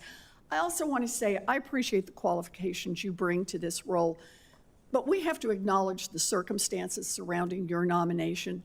Admiral Franchetti, the first woman to serve as Chief of Naval Operations, was removed by the President without any explanation. That's not on you. But we need the best and the brightest in this country to serve in the military, and we aren't going to be able to compete with China or anyone else if women know that their talents and hard work are going to be tossed aside. Everyone in this room needs to take a hard look at what's happening at the Pentagon right now. Firing good people who do their jobs does not make us safer. Thank you, Mr. Chairman. Thank you, Senator. Senator Sullivan. Thank you, Mr. Chairman. Admiral, good to see you again, sir, and thanks for your visit in my office last week. I really enjoyed our discussion, and I appreciate your service, your family's service, all the Navy team that you're part of, so thank you to everybody here. I want to follow up on the Senator Reid discussion on 31 amphibs and the 3.0 MU. I think it's an area where there's a little bit of a disconnect in this year's NDAA. We have conference report that tasks the Department of Defense, Vice Chairman of the Joint Chiefs, to work with you and the Marines on defining that requirement in the amphibs that we talked about. You know, the law is 31 amphibs. I was very involved in writing that. The language about temporarily unavailable, I think the acting CNO in his testimony here a couple weeks ago stretched that definition really, really far. We're tightening that definition up in the NDAA this year to make sure you can't have a temporarily unavailable ship that's been in dry dock for 14 years to qualify as one of the 31 amphibs. So you and I had a good discussion on that. Could you give me a little bit more of your thinking? I know you just talked about it with Senator Reed, but the combatant command demand signal on the Muse is very high. We want the Marines to be out there deployed, forward deployed, as a really important force projection capability of the United States. Can't do it without the amphibs, but we need time to get to a higher number. You and I talked about that. What are your thoughts on that, Admiral? Well, Senator Sullivan, thank you for a couple of sessions we've got to have together. Sir, I've enjoyed our time. The 31, I just want to state for the record here that that's the law, and I will comply with that, no question. And I am also committed to delivering the most combat power with my good friend Eric Smith that 31 will deliver. And we have had challenges in our amphibious readiness. I've been part of the comprehensive review of that with Admiral McLean, who's our Surface Force Commander. There's a lot of things that are in that report that we need to do to get that amphibious fleet healthy, and I'm committed to that as well. Most of that deals with maintenance and part support, and there's a bit of expertise that I need to improve on as well. So to the 3.0 part about that, I consider that to be a commitment that I have with Eric Smith. I can't deliver that today with the readiness that I have. That's his requirement that he needs to build his force structure assumptions, and so I recognize that. And he and I have talked about that, and going forward, it's my goal to actually put the effort and energy in to deliver the most our amphibious force can do. It's an important role, and I'm committed to it if confirmed, sir. Great, thank you on that. A couple weeks ago, the SecDef was testifying here. He had received an inspired question by our chairman about the Department of Defense meeting congressional intent when it comes to spending, particularly on the $150 billion in budget reconciliation, where this committee very much focused on a lot of things relating to the Navy, a massive $29 billion expenditure for shipbuilding and the maritime industrial base. We also provided the Navy billions in other expenditures, munitions. We've talked about support infrastructure upgrades, including in places like the Arctic and North Pacific. By the way, I showed you that chart in my office, Russian and Chinese incursions in the North Pacific and the Arctic. We got to update that chart. Last night, the Russians were again in the Alaska ADIZ. Our military did a great job of intercepting them. But will you commit, like the Secretary of Defense did, to fully understand the congressional intent behind these budget reconciliation expenditures for the Navy and following our congressional intent on the spending of the very significant funds that we just passed in the Congress? Senator, I not only commit to it, but if confirmed, I will advocate that it's spent in that way. Right, thank you. Finally, back to shipbuilding. Again, want to compliment the chairman here on his leadership. CRS put out a report, Congressional Research Service, called the Navy's in the biggest shipbuilding crisis, building, maintaining, and manning ships in almost a half a century. That will be a huge priority of yours, I know. The fleet this year with regard to China is surpassing 400 ships. That's 120 ships bigger than our fleet. I recently saw the 1984 through 1988 Reagan 600 ship buildup. I'd like to submit this for the record, Mr. Chairman.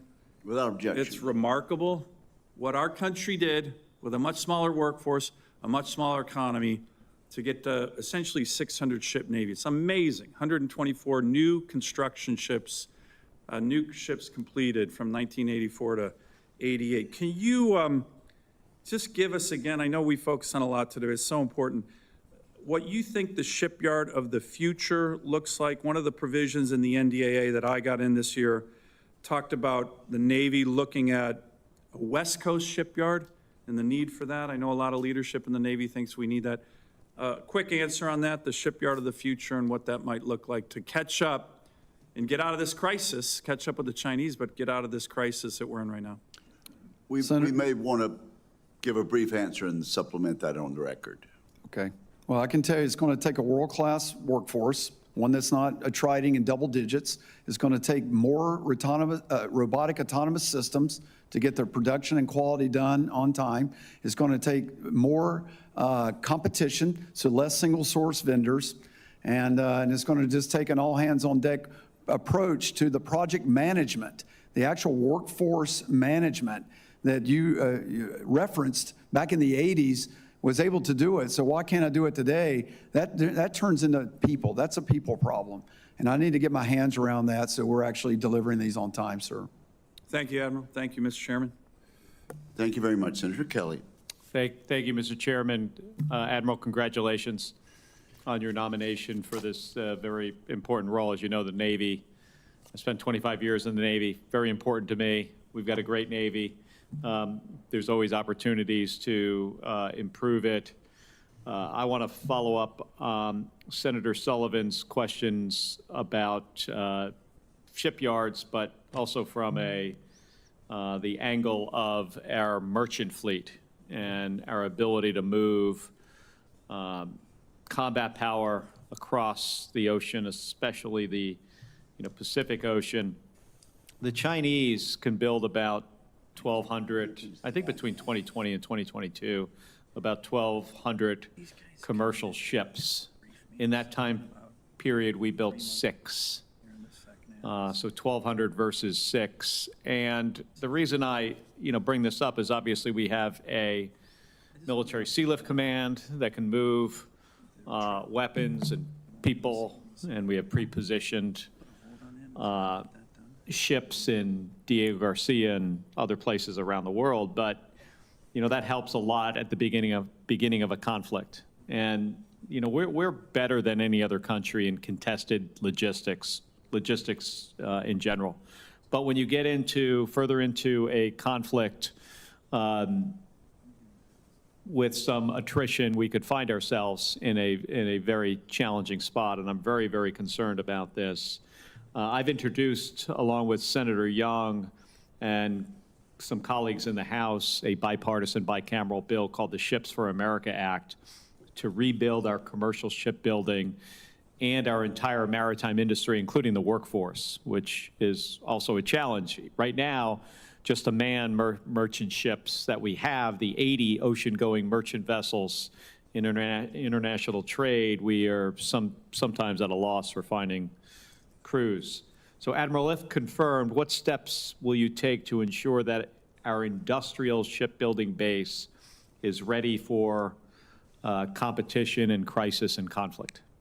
Well, Senator, thanks for that. I think and for championing this, quite frankly, it's an important issue. Our combat logistics force, our oilers and TAKEs and pretty much all of our ships with a T at the beginning, we're not in a good place. And predominantly that comes from a couple of challenges that we face. Challenges with having the right number of masters, first mates, chief engineers, and some of the able-bodied seamen as well. So we have a crewing problem that we're addressing. And so we're after that. A campaign plan, working with legislative propositions on making sure compensation is adequate, leave accrual, rotation in a timely manner, so we're not holding those mariners on station without knowing where the relief is coming from. We're working all that. We do have some delivery of our new class problems. We get the ships late, and when we do, sometimes they require additional work before we can put them in the field. So that's something we need to work on as well. I think all the Shipbuilding Act and all the emphasis that the administration, Department of Defense is putting on that will be a tide that raises all boats, if you will. It's going to help me with my civilian mariner problem. The MARAD problem of accountability after a degree, and me getting my fair share of those mariners is something I'm also working on. And so it's a lot to your question, but if I'm confirmed, sir, you have my commitment, I will work and focus on it. Yeah, I'm a graduate of the U.S. Merchant Marine Academy, 1986, left there with a third assistant, and a third mate's license, third assistant engineer. And we graduate, and the Merchant Marine Academy puts out more mariners that actually go to sea than I think the state schools combined. And all these schools do a fine job educating mariners that we need for our national security. I was meeting with Sean Duffy, Secretary of Transportation, about this and some other things about a week ago, and one of the things he stressed was the infrastructure problem at the U.S. Merchant Marine Academy. And he's committed to work with me, and we're reviewing our legislation again to make sure that we have the necessary resources and to try to get the administration to get behind this. Because if we properly fund the U.S. Merchant Marine Academy and the state schools and provide the training vessels we need to educate this workforce, that will better position the United States Navy to have the mariners it needs to, man those oilers and supply ships and others. So thank you, Admiral, for your continued service to this nation. Thank you, Senator. Appreciate it. Let me give a hearty bipartisan endorsement to Senator Kelly's remarks about the Merchant Marine Academy. Senator Tuberville. Thank you, Mr. Chairman. Admiral, congratulations. Thank you. You've earned this. We're looking forward to working with you. We talk about shipbuilding, and we do a lot of that in my state of Alabama. Now we're in the submarine business, but I was also in the education business. We're 500,000 electricians short in this country, and mine in your lifetime, we can't catch up. We're going to have to use our allies to help build some things. What's your thoughts about that? And, for instance, Korea, they build 5 to R1 keels. Are your thoughts on helping and working with our allies to help build ships in the future? Well, Senator, thanks for meeting with me. I enjoyed our time in your office. I want to work with the Secretary of the Navy and the Department of Defense on looking at this hard. Again, I've said this is an all hands on deck. I don't know how we do what we need to do without bringing international partners into the capacity problem that we have while we build up our capacity, because we need ships today. And so there are no magic beans to that. There's nothing that's going to just make that happen. So the solution space has got to open up. And I think part of that has to look at international partnerships to give us a little bit of a relief valve while we work on our own organic industrial capacity. Yeah, as you said, we need them yesterday. And again, this education problem is not going away. Our workforce problem is not going away. We got to use the best that we know how. And we got to build ships, and we got to build them fast. And but they got to be good ships. And I think working with our allies is going to be one way for us to address this problem. What's your thoughts on unmanned vessels like sail drones that we make in our state of Alabama? Are you familiar with those? Senator, I am familiar with them. Those are type of technologies that are crucial. Sail drones are a part of the fabric of how we improve our maritime domain awareness. You've, I'm sure, heard of the instantiations we've had with our Task Force 59 in the Arabian Gulf using those type of technologies. We've had them in the Gulf of America with our Southern Border Watch, using them there with Fourth Fleet and other places. So yes, that's a part of exactly what we need to network persistent capabilities where I don't want manned vessels spending time just collecting things that unmanned can do much more affordably and effectively. Yeah, those have been used well down in the Caribbean on a war on drugs, and we're proud of how they've worked, and we need to continue to expand that. I don't think there's any doubt about that. A lot of eyes out there that we don't have to man people and train people, but it's good that you go along with it. Thank you, Mr. Chairman. Thank you, Senator Tuberville. Senator Shaheen. Well, thank you. Congratulations, Admiral Caudle. Thank you to you and your family for your willingness to continue to serve this country. And thank you for taking time to meet with me when when we had the opportunity to discuss, among other things, the Portsmouth Naval Shipyard. I very much appreciated your commitment to ensuring that the shipyard is able to hire the workers that they need. I know that Secretary Phelan has also committed to that. But as we talk to folks at the shipyard, there's still a challenge with being able to onboard the folks that they would like to hire.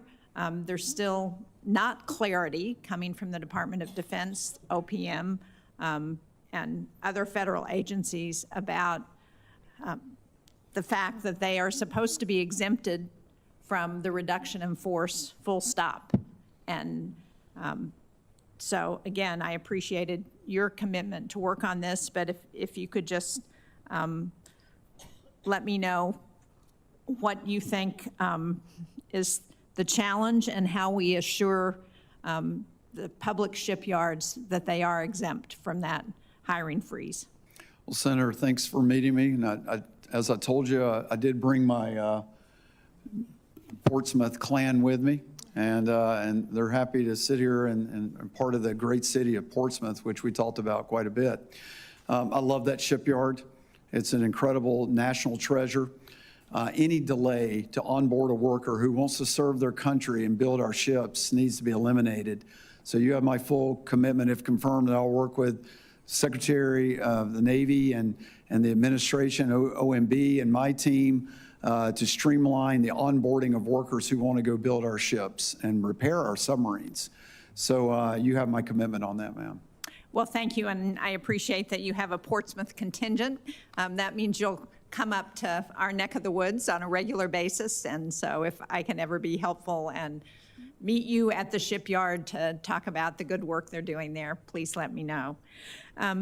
We also talked about the shipyard optimization, infrastructure optimization program, and some of the challenges that it's had. Obviously, the Portsmouth Naval Shipyard is as the first to have the SIOP program is doing great work, but there are competing priorities at the 4 public shipyards for those SIOP funds. So can you talk about how you think about those priorities and how you will evaluate those competing needs that each of our shipyards have?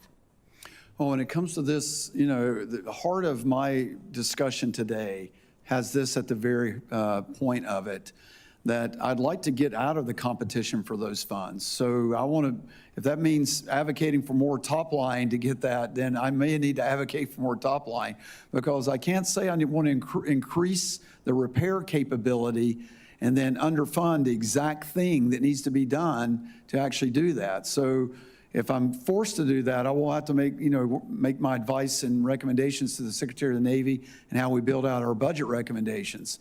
But I'd rather just make sure that we are fully funding the SIOP program lines so that we're not faced with that. There is nothing more crucial than Portsmouth's operation up there of what they're doing with the super flood basin, and the refueling docks there to actually refuel the Los Angeles class submarine needed to add capacity to our submarine force in a period of time when I'm trying to get back to 2.0 per year Virginia class. These Los Angeles class refueled play a vital role in bridging a trough that plays an important role to our overall defense strategy. So I'm committed to prioritizing to the extent I can Portsmouth's venture up there to make sure that project is not delayed because of the nature of that work being so vital. Well, thank you. I appreciate that, and I share that view. So with that in mind, can you talk about the challenges that it presents for the Navy as you're looking at these competing priorities and you're trying to fully fund your request, what a continuing resolution does to your efforts to ensure that you have the resources you need? Yes, Senator. Continuing resolutions are highly disruptive, as many have sat in this chair, I'm sure, has said. It prevents us from having good planning horizons. It tampers with the timing of contracts for maintenance. It prevents me from necessarily having the long lead time materials purchased, so that when these maintenance periods start, I know that I can start and accomplish these in a timely fashion. So continuing resolutions are highly discouraged. because it really tampers with my ability to stabilize workforce, have good streams of supply parts, and do all the things necessary that we've talked about but in our office call to make sure that we're delivering the submarines on time. Well, thank you. I hope this Congress can do a better job so that you're not faced with continuing resolutions. Thank you, Mr. Chairman.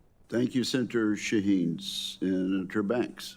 Thank you, Mr. Chairman. Admiral, great to see you again. Congratulations on this most important nomination. I love the United States Navy. I'm a veteran of the United States Navy Reserves, and I can't imagine someone better at a time like this to lead the Navy than you, and we appreciate your service to our country.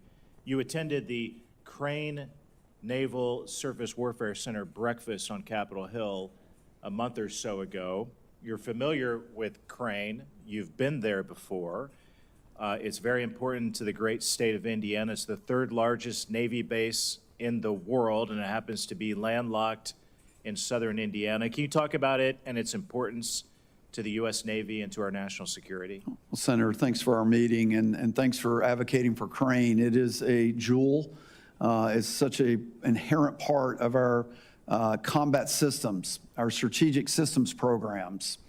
As I spoke at the breakfast, and I was honored to do that, and I learned more about Crane in the preparation for that, of what it does for electronic warfare, for spy systems, for Admiral Wolf's strategic systems programs, and as part of his role for conventional prompt strike, and his role in developing other nuclear weapon capabilities.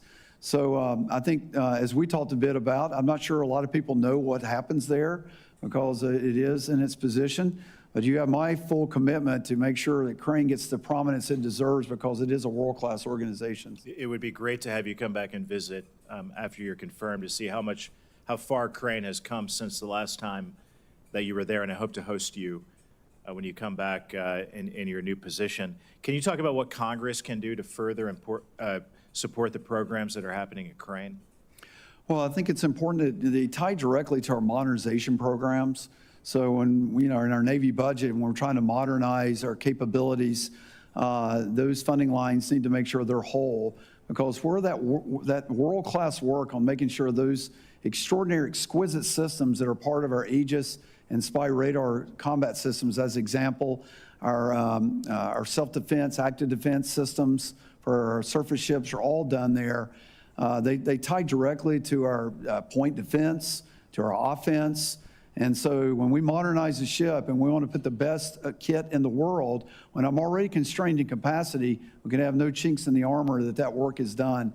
And the professionals at Crane are part of that, Senator. I want to work with you on that to support the important work that's going on there. You've talked today a great deal already about shipbuilding and how we have to do better to build ships faster and to build them more cost efficiently.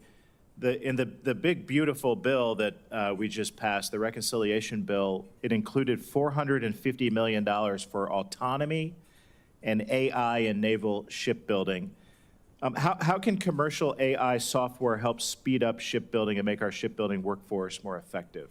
Well, Senator, I think we're just on the tip of the iceberg of leveraging it. So when you think of the thousands of work documents that have to be processed to build a ship, and what large language models can do to do that much more effectively than humans can do, by just using the volumes of records we already have as the data source, that's one area. AI can go in and look for trends, can find bottlenecks, can actually examine large volumes of data much more effectively than humans can do, and so that we can attack things that are slowing us down. AI can actually drive robotic systems in the production so that the assembly lines and the areas for production welding and other things that are being done with autonomous systems are optimized. So there's just countless ways that this needs to be incorporated, and I think our yards need to embrace it more. That's going to take workforce development to get the right people there and to make sure that we can deliver that type of capability in those yards. What are the downsides to deploying AI to speed up the shipbuilding process? I see no downside. There's often a narrative that it takes the place of jobs. I don't agree with that. I think it shifts jobs. We want workers to get trained in different areas to oversee the algorithms, help develop those. It still has to be managed and overseen, and the production part of that still requires high-quality jobs. So I don't see a reduction in it. I actually see an increase opportunity for more workforce. I completely agree and fully support your nomination. You're going to be a great CNO. I look forward to working with you. Thank you, Mr. Chairman. I yield back. Thank you, Senator Banks. Senator Rosen. Well, thank you, Chairman Wicker, for holding this hearing. And thank you, Admiral Caudle, for meeting with me this week. We had such a great conversation. And I thank you for your lifetime of service, for your family's lifetime of service, your willingness to continue to serve our country. And you brought up the great work of Task Force 59 just a few minutes ago, and I just have to mention that I was able to visit Task Force 59 when I was in Bahrain a few years ago along the Fifth Fleet. They are doing amazing things to map, protect our waterways, and I look forward to seeing all the developments they bring to us. But I'm going to move on to Fallon and what we talked about, Fallon Naval Air Station and its modernization. Because as we talked about in our meeting, Nevada is proud to host Naval Air Station Fallon. It's home to Top Gun and our nation's premier carrier air wing and SEAL training centers. And I was also corrected by a Marine earlier this week who said, don't forget to talk about the Marines that train there too. So the Nevada delegation worked closely with the Navy, federal agencies, tribal governments, local stakeholders for years to secure the Fallon Range Training Complex modernization in the FY23 NDAA. It expands our range by over 600,000 acres to meet critical national security training needs. And so now the Navy's moving forward with modernization. I again want to underscore the importance of fully meeting the legal requirements that grazing permit holders will no longer be able to use this land, that they receive their full and complete compensation for a lifetime of losses.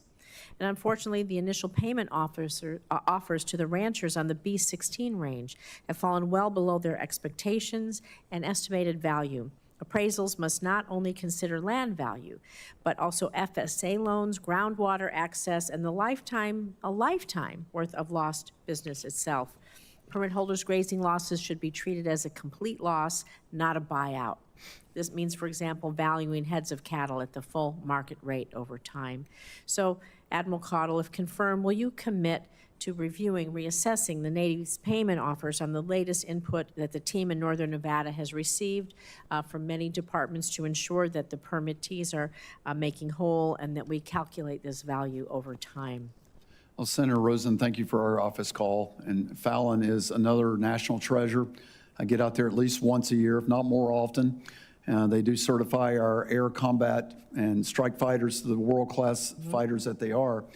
In fact, I've had several of the Air Warfare Development Center commanders have worked for me, so I have a little touch of an imprint out there. What I committed to you in the office, and I will again here, is a transparency in this process. I'm fully committed to that. I want to understand I'll call it the algorithm by which the compensation is being reviewed. I will work with my team, if confirmed, to make sure I work with your team and get out there and talk with people if necessary to make sure that we compensate this in accordance with the regulation, rules, and law to the best of my ability if I'm confirmed. Well, I'm hoping that you'll commit. We'll just schedule a meeting with maybe my team, some of the impacted stakeholders, and they can speak for themselves, bring you up to speed as we embark on this journey. Thank you. I commit to that. Perfect. Thank you. Fallon Housing, we talked about the remoteness of Naval Air Station Fallon. It's a major asset. It provides all the training range and space needed to ensure the fleet is deployable and operationally ready.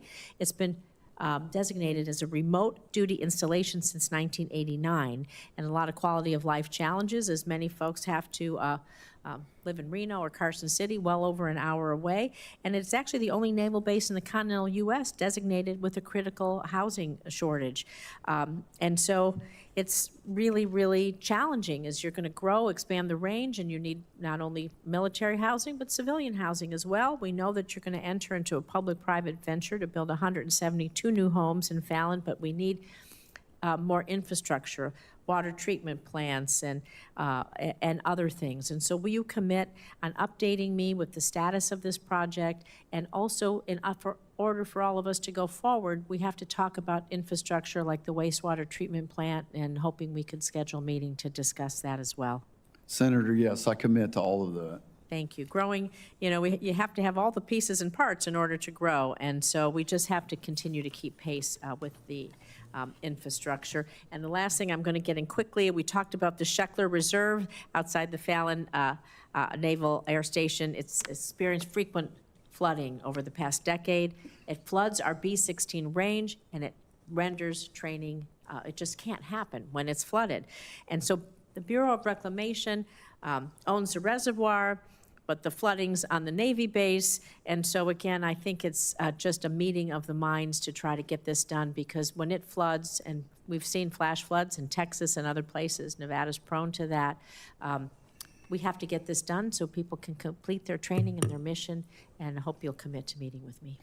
Thank you, Senator. I will. I'll find out who owns this. Everything's about ownership. We're going to figure that out, And get we'll it figure done. it out. I commit to that. Thank you, sir. Thank you, Senator. Thank you, Senator Rosen. This concludes today's hearing. I want to thank our witness for his testimony. For the information of members, questions for the record will be due to the committee by 12 noon tomorrow, Friday, July 25th, and we are adjourned. Thank you.